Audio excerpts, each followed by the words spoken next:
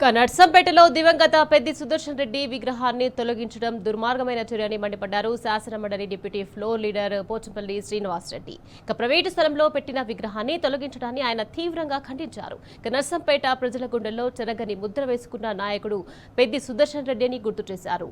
నర్సంపేటను అభివృద్ధి పథంలో తీసుకెళ్లిన మహనీయుడని కాంగ్రెస్ ప్రభుత్వం అవమానపరుస్తోందని పోచంపల్లి నిప్పులు చెరిగారు.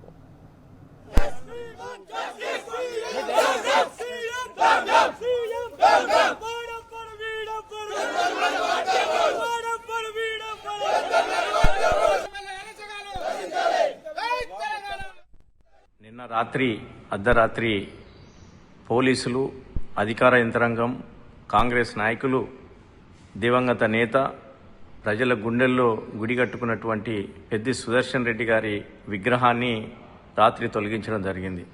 దీన్ని తీవ్రంగా బీఆర్ఎస్ పార్టీ ఖండిస్తుంది. ఒక ప్రైవేటు స్థలంలో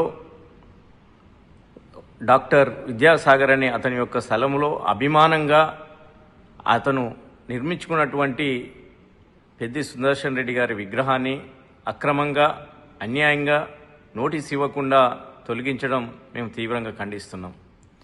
ఈ మధ్య కాలంలో అకాల మరణం చెందినటువంటి దివంగత నేత, ప్రజల గుండెల్లో గుడిగట్టుకున్నటువంటి పెద్ది సుదర్శన్ రెడ్డి గారి విగ్రహాన్ని మీరు తొలగించవచ్చు. కానీ ప్రజల్లో ఆయన చేసినటువంటి సేవలు, నర్సంపేటకు తీసుకొచ్చినటువంటి మెడికల్ కాలేజ్ కావచ్చు, మెడికల్ హాస్పిటల్ కావచ్చు, అనేక రకమైన అభివృద్ధి కార్యక్రమాలు ప్రజల గుండెల్లో నిలిచిపోయి ఉన్నాయి. మీరు విగ్రహాన్ని మాత్రమే కూల్చేశారు, కానీ ప్రజల గుండెల్లో నుంచి ఆయనను తీసేయలేకపోయారు.